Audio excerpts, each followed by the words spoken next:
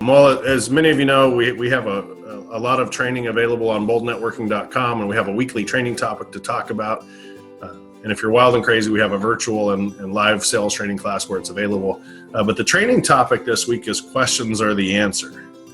And some of you may have seen the blog post that talks a lot about how old school salespeople are more like hippopotamuses with little ears and big mouth. Anybody ever had that experience from a salesperson where they talk way more than they listen?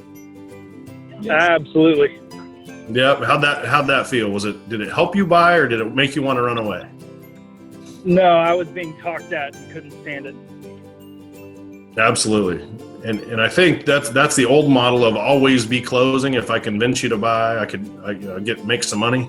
And in Bold, we talk more about never be closing. And the way we do that is we grow influence through questions. So that's what the topic is. And we talk about this ratio of 80-20. What do you suppose the ratio of 80 to 20 is?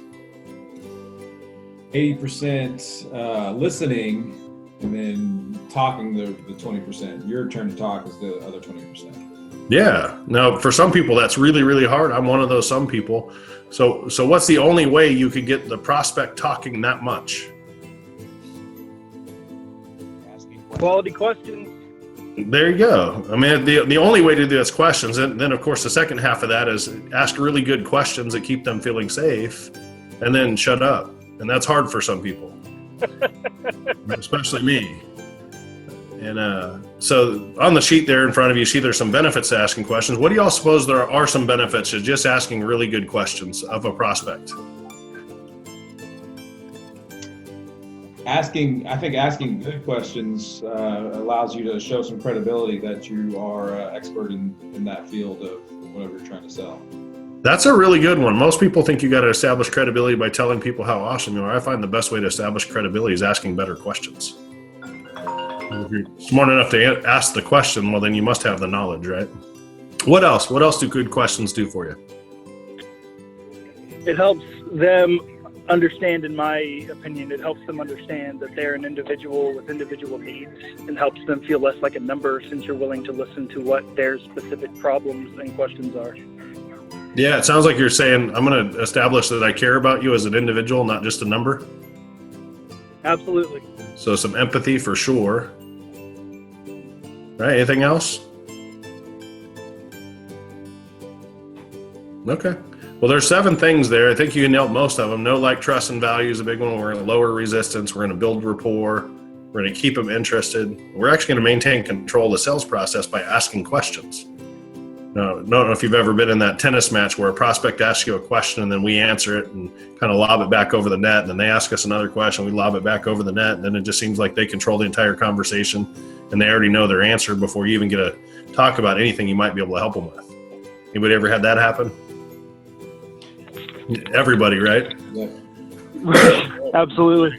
The only way to control that is by asking good questions, and there's an art to that. We teach that more in the sales training class, but the art of answering a question with a question. And at the very bottom, you'll see there's some ideas on mindset, if you will, to make questioning a little more effective.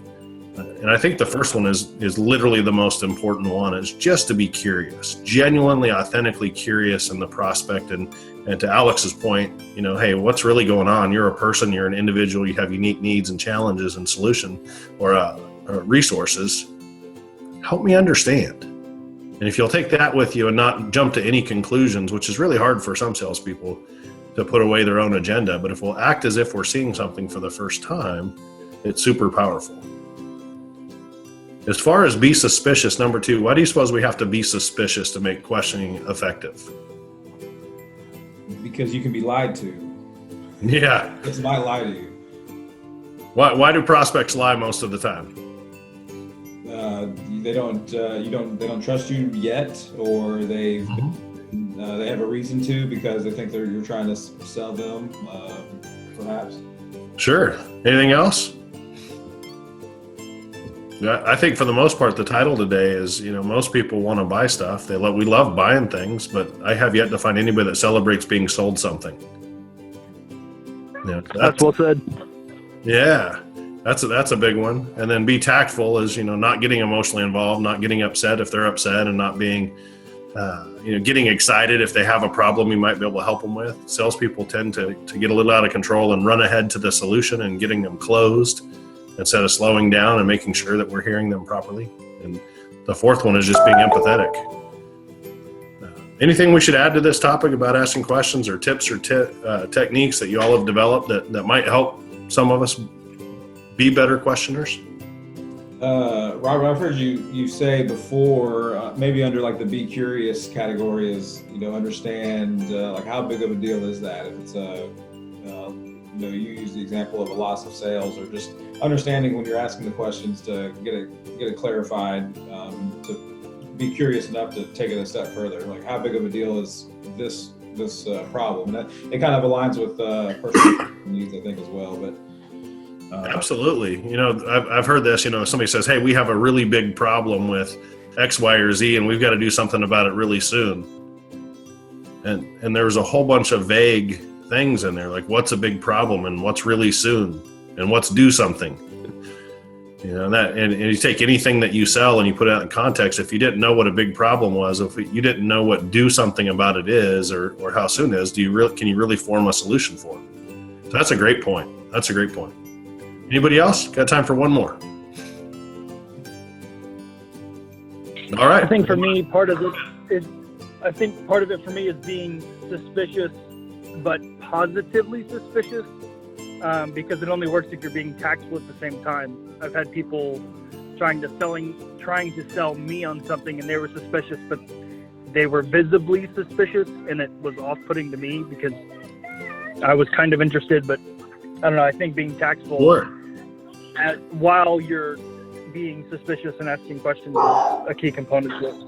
Yeah, absolutely. I actually had that happen to me this morning. I had a sales guy on a webinar trying to sell me something. I really just don't know if it's a good fit for me at all. And his questioning was not tactful. It tried to shame me into buying something. He goes, well, it's only $87, a tank of gas. I was like, really? You're going to shame me into a solution that I don't know if it could help me or not?